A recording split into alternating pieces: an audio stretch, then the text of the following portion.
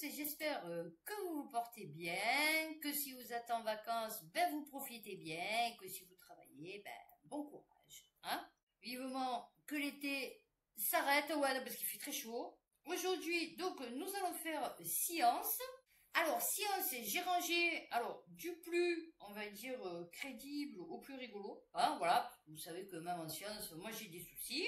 Nous allons commencer par de la Chine, hein, parce que du coup, la Chine toujours au top. Après du général, de la pollution, du VIH. Ouais, non, parce que là, alors là, on en a une vraiment.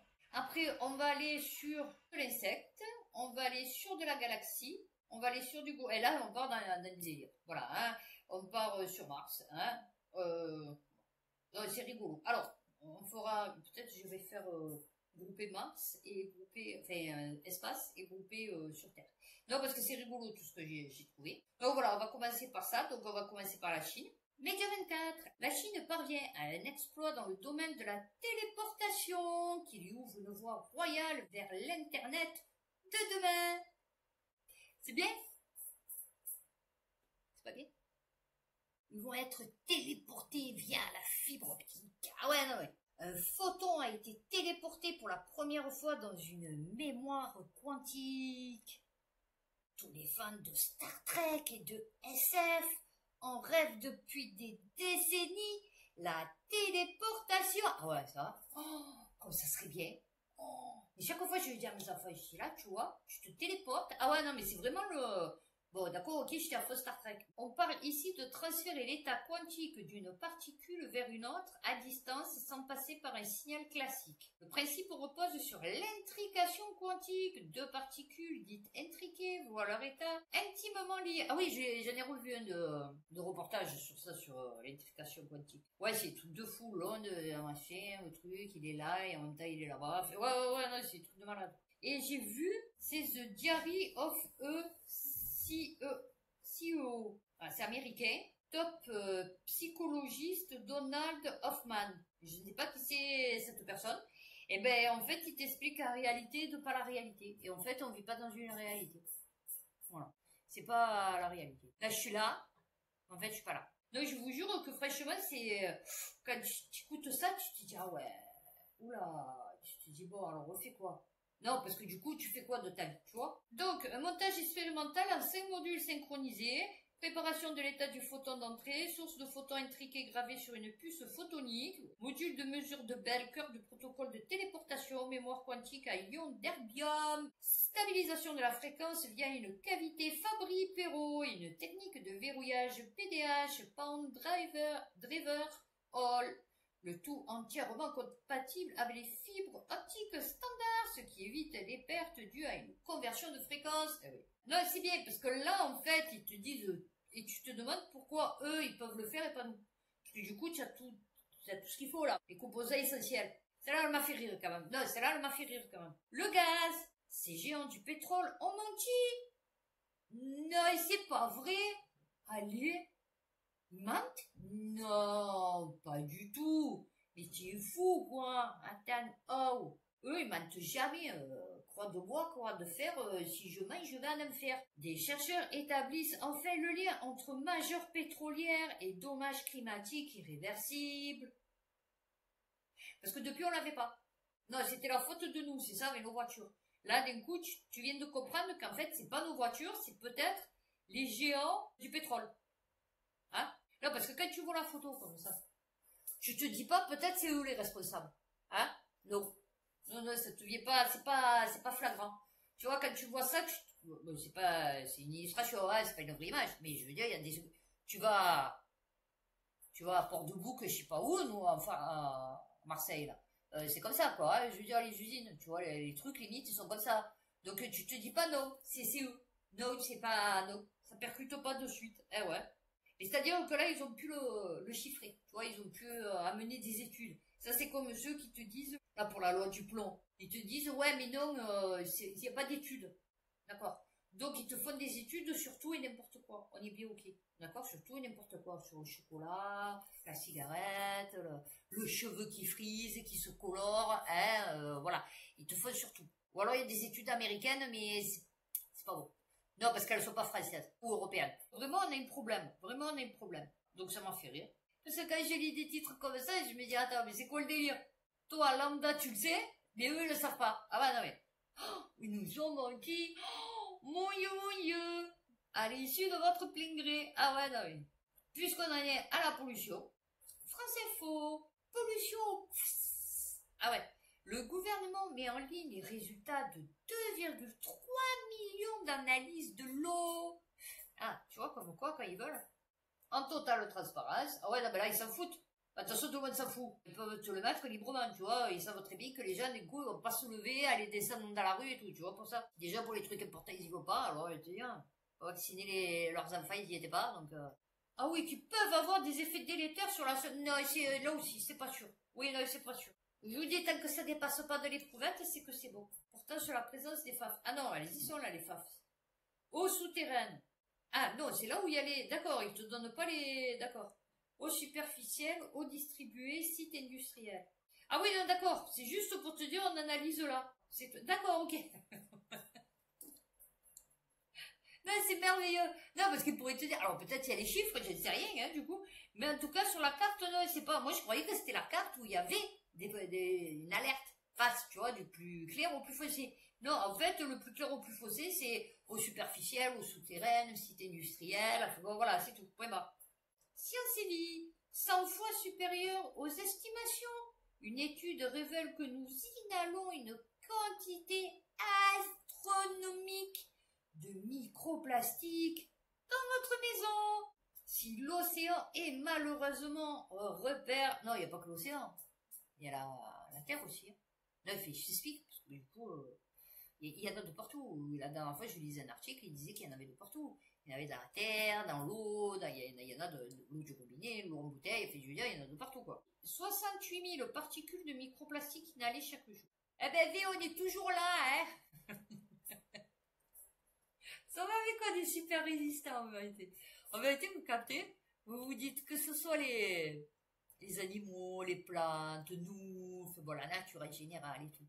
Putain, n'empêche, on est super résistants, je vous jure. Oh, on est des super-héros, en vérité. Parce que pour résister, franchement, ceux qui vivent encore jusqu'à 80 ans, machin et tout, bon, pas ceux, les baby-boomers, hein, parce que du coup, mais je veux dire, nous, de notre époque, à partir des années, on va dire 60, 65, jusqu'à ce qu'ils naissent maintenant, ceux qui vont finir vieux, franchement, c'est qu'ils seront résistants, moi, je vous le dis. Ouais, tata, uniquement dans nos intérieurs. Eh ben, écoute, alors, imagine dehors. Eh ouais, non, on peut rien faire. Hein. Eh oui, les matériaux utilisés pour construire ou décorer les... Alors, je t'explique pas, moi, quand je pose, par exemple, quand je scie, là, j'ai scié les tasseaux pour faire tenir le bureau de ma fille. Eh ben, figurez-vous que là, je mets pas de masque, hein, donc je me prends toute la sciure et tout. Moi, j'ai les poumons, ils doivent être dans un état, je vous explique même pas. Alors, c'est sûr qu'ils me les prendront pas pour faire une donne d'organes. Tu vois, là, les Chinois, j'aurais été en Chine, ils étaient morts, là, hein, parce qu'ils pouvaient récupérer aucun de mes organes. Ah ouais, non, mais. RMC, hallucinant. Ah oui. Alors là, on rentre dans le vif du sujet. Là, c'est très compliqué. Alors, hallucinant. Un hôpital appelle des milliers de patients à se faire dépister contre le VIH après une erreur. Donc moi, je me dis, c'est aux États-Unis, c'est en Afrique, je sais rien, tu vois, parce que bon, du coup, ils n'ont pas de système de santé, ils n'ont pas de... Enfin bon, aux États-Unis comme en Afrique. Non, mais je veux dire, bon, pour qu'ils en parlent comme ça, je me suis dit, bon, ça doit être quand même un pays, voilà, alors c'est un pays sous-développé, enfin, qu'on estime sous-développé, ou alors c'est un pays, genre les États-Unis, quoi.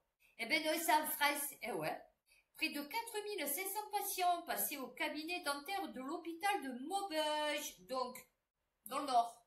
S'il y a quelqu'un qui est passé par l'hôpital de Maubeuge pour le dentiste, ben, il va falloir y retourner parce que il faut faire des analyses de VIH. Ouais, non, voilà. Oh oui, c'est une mauvaise nouvelle. Bon, oui, attends. Oh. En cause, une mauvaise stérilisation des instruments utilisés pendant, donc toi tu te dis 1 mois, 2 mois, 6 mois, tu vois, voilà. 2 ans. 2 ans. 2 ans. Un étonnant courrier. Oh, ouais. 1 à 2 ans plus tard. Oui. Oh ben comme ça, la personne, elle a pu coucher avec tout le monde, faire sa vie et tout, elle a contaminé la terre entière. Ah ouais, non mais, près de 4500 patients du cabinet dentaire de l'hôpital de Maubeuge ont reçu un courrier Stupeur en découvrant la lettre, le centre de soins leur recommande de faire des tests de dépistage de certains virus, les hépatites B, C et le VIH. Oh oui, a détecté un écart dans la stérilité. Oui, il y avait un petit écart. Ouais, non, pas de beaucoup, mais un petit écart. De certains instruments utilisés au sein du cabinet. Résultat, il y a un risque de contamination infime. Oh, oui, non, attends, c'est pas sûr. Alors, ouais, oh, attends. Des risques infimes selon l'hôpital. Oh, oui, attends. Non, j'aime bien la désinvolture des gens, je vous jure. Donc, la femme, elle dit qu'elle a reçu le courrier. J'ai lu, votre enfant a été exposé après une erreur de stérilisation, explique la mère d'un enfant de 10 ans, ancien patient du cabinet. Savoir qu'il peut avoir le VIH, c'est quand même stressant. Je sais même pas. 0,003%. Ah ouais, non, parce que c'est un pourcentage quand même. 0,005% pour l'hépatite C et 0,3% pour l'hépatite... Ah, quand même. C'est hallucinant. Aberrant. C'est toujours la mère, hein. Ce qui me navre un peu, ça la navre. C'est la durée, finalement. Non, c'est truc de fou. Non. Attendez, j'ai pas lu la fin. Voilà. Mais pour l'heure, Florence, voilà, gardez son beau prénom, est toujours à la recherche d'un rendez-vous pour faire dépister son fils.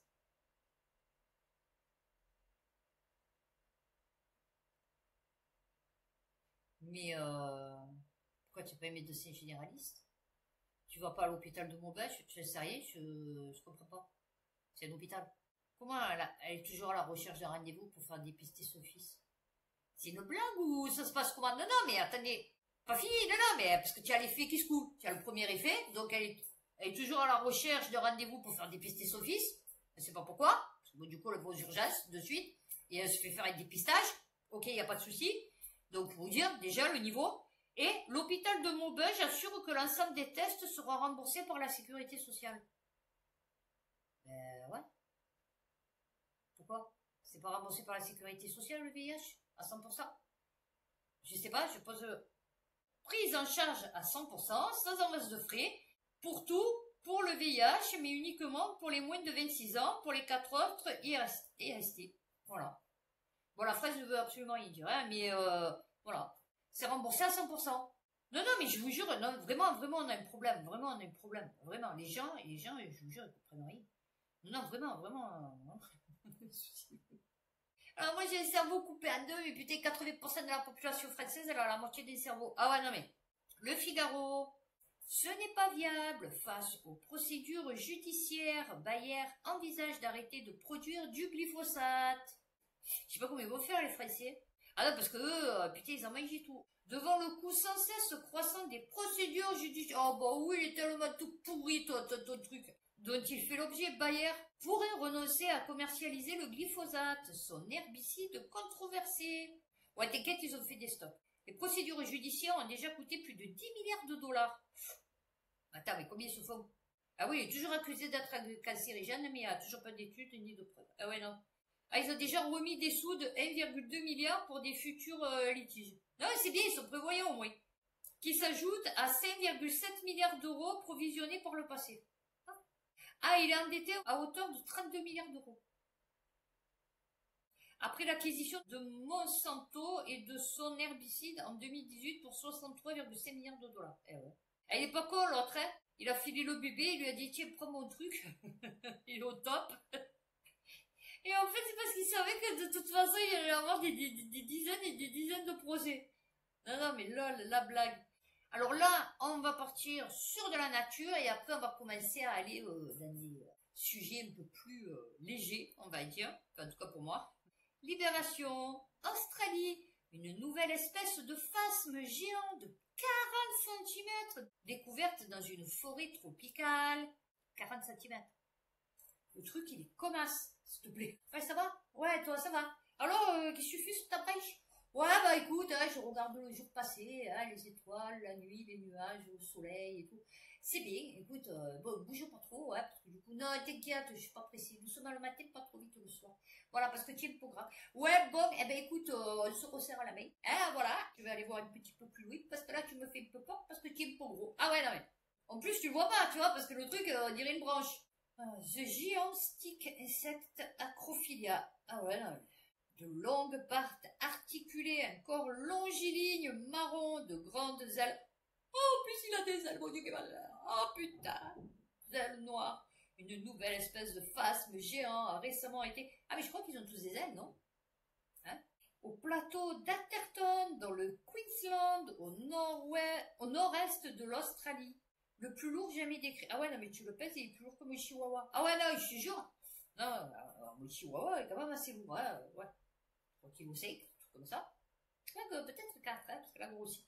Parce que du coup, c'est plus ma paillette, c'est plus ma pépite, c'est mon lingot. Donc, là, quand même, ça 2-3 kilos. Putain, t'imagines le truc, il fait 2 kilos? Ah, il passe être une nouvelle espèce, c'est pas sûr. 900 mètres d'altitude, sur la cime d'un arbre. Plus cher, Mesquinette, il était tranquille, lui. Chez les spasmes, les œufs sont très révélateurs et donc chaque espèce a des œufs légèrement différents. Ouais, mais c'est un peu comme les gallinacés, tu vois, les oiseaux, c'est pareil, hein, ils ont pas tous les mêmes œufs, tu vois. Ah non, ça va, 44 grammes, ça va, ouf. Une savonnette. Ouais, tu sais pas. Alors, mais le gros cafard fouisseur était considéré comme pèse que 30 grammes. Oh mon Dieu, comment il est? Ça, tu peux même pas l'écraser. Tu l'écrases, on dirait que tu as écrasé un chat. Tu vois, tellement il est gros le truc. C'est dégueulasse. Moi, je peux pas écraser un truc s'il est trop gros, tu vois. En Ardèche, il y avait des grosses araignées. Ouais, non, je digresse encore. En Ardèche, là où j'étais en vacances, il y avait des putains de grosses araignées, elles étaient énormes. Mais tu peux... Ah mon Dieu, mon Dieu, mon Dieu. Il est gros comme ma... Et en fait, il y avait des grosses araignées, mais je pouvais pas les tuer parce que quand tu les écrasais, il y avait tous les jus qui giclaient et tout, c'était dégueulasse. Non, tu peux pas, tu vois, c'est comme les punaises. Les punaises, tu peux pas les écraser, tu vois, c'est dégueulasse. Qu'est-ce qu'il y a aussi? Les cafards, bon, c'est dégueulasse, ok, mais, mon Dieu, il est énorme. Comment ils font pour les tuer? Je sais pas. Ouais, d'accord, il est énorme. Non, il est comme le mamé. Ouais, non, il est comme un le cafard. Ouais, voilà, il y a des cafards, ils sont comme ça. Ouais, voilà. Oh mon Dieu. Donc, ben voilà, ils ont trouvé une phasme géant. Écoutez, ben, c'est très bien, hein. Ils découvrent de nouvelles espèces tous les jours, vous voyez, comme quoi, hein. Alors, autant il y en a plein qui disparaissent, autant ils en découvrent plein. Donc, ça se renouvelle. Allez, on va partir sur de l'espace. Donc, c'est là que ça commence à être un peu, voilà, du n'importe quoi. Non, c'est surtout le titre que j'ai bien aimé. Alors, Science et Vie. Notre galaxie est attirée par une mystérieuse structure géante située à 300 millions d'années-lumière de nous. Oh, l'étoile de la mort. Oh, Tarvardor. Ah ouais, non mais, avec Luke Skywalker. Et moi, je suis la princesse Leia. Longtemps resté indétectable, une force gravitationnelle tapis derrière... Alors non, c'est pas Bernard Tapie. Tapis derrière la Voie lactée bouleverse la cartographie des amas galactiques. Ce champ d'attraction redéfinit notre voisinage cosmique. Alors c'est la force de gravitation, c'est tout. Cette structure, en fait, il n'y a pas de structure, parce qu'une structure, c'est matériel. J'aime bien parce que ça veut dire, à l'échelle cosmique, l'univers semble s'étendre dans toutes les directions. Ok, donc c'est-à-dire tu es au centre, ça s'étend dans toutes les directions, c'est-à-dire devant, derrière, à droite, à demi-droite, à l'est, à l'ouest, au nord-est, nord, sud, est, enfin bon, emportant les galaxies comme des feuilles sur une rivière en crue. Ben non, une rivière en crue, elle n'a qu'un sens. À part si elle a plusieurs bras, tu vois, de rivière. Mais sinon, si c'est une rivière en crue, il n'y a qu'un sens. Tu vois, déjà, ça commence bien. Caché derrière notre champ de vision. Non, ça m'étonnerait. Non, parce que moi, mon champ de vision, il se limite à peut-être 500 mètres. Tu vois, 1 kilomètre. Tu vois, là, on est quand même sur du 300 millions d'années-lumière. Tu vois ce que je veux te dire? Donc, c'est pas notre champ de vision, en fait. Bon, ok. Alors, c'est l'Aniakea. Un archipel galactique au contour insoupçonné. Un archipel de matière dont la masse atteindrait 100 millions de milliards de fois celle du Soleil. Après, moi, je dis pas qu'il n'y a pas d'univers, machin et tout. Mais je vous dis, il y a des trucs, c'est bizarre. On peut pas expliquer quoi que ce soit. C'est trop complexe. Voilà, déjà, la nature et tout ici, sur la Terre, ils sont pas capables de l'expliquer. Ils connaissent pas le fond des océans, ils connaissent pas le fond des grands lacs, ils connaissent rien. En fait, ils connaissent pas le Groenland, ils connaissent pas l'Antarctique, l'Arctique, et ils vont t'expliquer ce qui se passe à 300 millions d'années-lumière. Tu vois ce que je veux te dire? Je pense qu'il se passe des choses que ton cerveau, il est pas capable de concrétiser. Tu vois ce que je veux te dire? De visualiser. Tu vois, c'est pas... alors, le trou noir, c'est machin. Le truc, c'est... Mais je pense que c'est un ensemble, tu vois.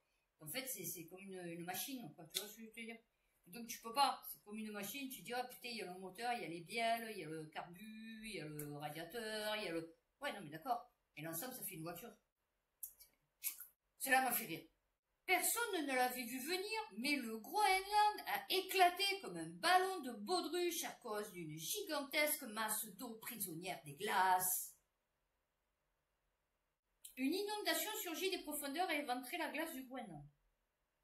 Personne ne l'avait vu venir et pourtant, en 2014, il serait temps de nous le dire, une masse gigantesque d'eau qui gît sous des centaines de mètres de glace a décidé de remonter de goût pour pouvoir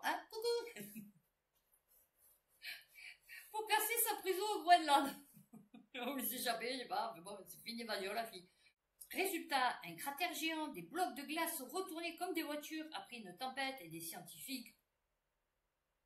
Couche B, une poche d'eau aussi pressurisée qu'une cocotte minute. Pendant des années, un lac était là. Soudain, il s'est vidé en 10 jours. Comme si... Ah ouais, non, alors toi, tu crois que ça s'est fait en 1 heure? Non, non, en 10 jours. Alors, oui, non, d'accord, 90 millions de mètres cubes d'eau. Ok, il n'y a pas de souci. Alors, mais on a la photo? Un chaos de 385 000 mètres carrés recouverts de crevasses, avec des blocs de glace retournés sur 25 mètres. Oui, mais on a la photo? Personne n'avait prévu que l'eau pouvait monter. Oh ben non! Non, parce qu'ils nous emmerdent toujours avec la montée des eaux, que c'est nous qu'on fait fondre dans les glaciers, mais tant peut-être que d'un coup, il y a de l'eau qui est sortie de ne sait pas où, tu vois ce que je veux te dire? Parce que peut-être, je vous l'avais lu là, entre la ringwoodite qui absorbe l'eau et ils avaient découvert des masses d'eau, je sais pas quoi, des anomalies, machin et tout, que le cycle de l'eau, enfin, bon, il y a tout qui est perturbé, et peut-être qu'effectivement, il y a sous la terre, il y a, alors, je sais pas, j'ai une espèce de vidéo, je vais voir, on pensait que les données étaient fausses, ah bah oui, non, moi j'aurais voulu avoir les images, tu vois, j'aurais voulu avoir la vraie image, la photo, en fait, de ton truc a explosé. Non, vraiment, ils nous prennent pour une con, hein, vraiment. Je pense qu'à un moment donné, je sais pas. Bon, donc, l'explication de la NASA, je pense que c'est le ZA, voilà. Donc vraiment, on va les croire. Vraiment, alors là, on se dit, waouh, tu vois, vraiment, ça a éclaté comme alors les rochers sur 25 mètres, on les a pas vus, hein, parce que du coup, c'était sur de la glace. Non, alors des blocs de glace, oui, pardon, de 25 mètres, on arrive. Ah ouais, on va s'arrêter là. Ouais. Non, parce que là, on a plus rigolo. On va rester sur la Terre, et après, on va repartir dans l'espace, hein, mais pour rigoler un peu. Ça m'a fait rire. Non, c'est là aussi, elle m'a fait rire. L'internaute. La dissipation de l'oxygène débute bientôt. La fin de la vie datée par la NASA. L'oxygène qui permet la vie sur Terre va un jour disparaître selon des chercheurs de la NASA. Putain, les mecs, ils ont que ça à faire. Non, mais 2,4 milliards d'années. Oui, voilà, comme ça, il n'y a personne qui sera au courant. Enfin, je veux dire, bon, tu vois. Alors, ils ont simulé l'évolution à long terme de l'atmosphère. Mais quel est le rapport? Non, parce que l'oxygène, c'est produit par les plantes, on est ok. C'est produit par le phytoplancton, on est ok, des océans. Donc là, ils vous disent, ils ont simulé l'évolution à long terme de l'atmosphère. Selon ces spécialistes, l'oxygène disparaîtrait sur Terre à la suite d'un enchaînement progressif de phénomènes liés à l'évolution naturelle du Soleil. Le Soleil devrait continuer de voir sa température augmenter. Alors on sait que c'est par cycle, mais pas ok. Oui, bon alors, 8 milliards d'années. C'est pas grave, parce que là, depuis, là, j'ai augmenté le truc, hein, mais faisant chuter en parallèle les niveaux de dioxyde de carbone dans l'atmosphère. Ce réchauffement devrait finir par briser les molécules de... Rendre impossible pour les plantes d'effectuer la photosynthèse. Oui, bien sûr, tu crois. Non, mais ça va se faire comme ça. C'est-à-dire, le 24, c'est bon, le 25, il n'y a plus rien. Ouais, non, mais, lol, les plantes, elles vont s'adapter. Non, mais tu es malade, toi. France Info. L'agence spatiale russe et la NASA s'accordent pour exploiter la station spatiale internationale jusqu'en 2028, selon Roscosmos. Non, je vous dis, elle partira jamais de... Non, parce que la dernière fois, je vous avais lu qu'on devait la cracher sur Terre et tout. Et en fait, ils vont jamais la cracher sur Terre. Vous savez pourquoi? Parce qu'en fait, ils peuvent pas la cracher sur Terre. Parce que je vais pas dire qu'elle n'existe pas, tu vois. Parce qu'on va me dire, ouais, mais tu es fadade, putain, tu as vu toutes les images de l'ISS qu'on a et tout. On n'en a pas, ouais, non, il n'y en a qu'une. On n'en a qu'une, hein. Vous cherchez sur tous les moteurs de recherche, vous avez une photo de de l'ISS. Il n'y a jamais personne qui a réussi, alors qu'on sait où elle est, hein. Je veux dire, bon, tu vois, normalement, ça doit être photographié par tous les photographes, tu vois.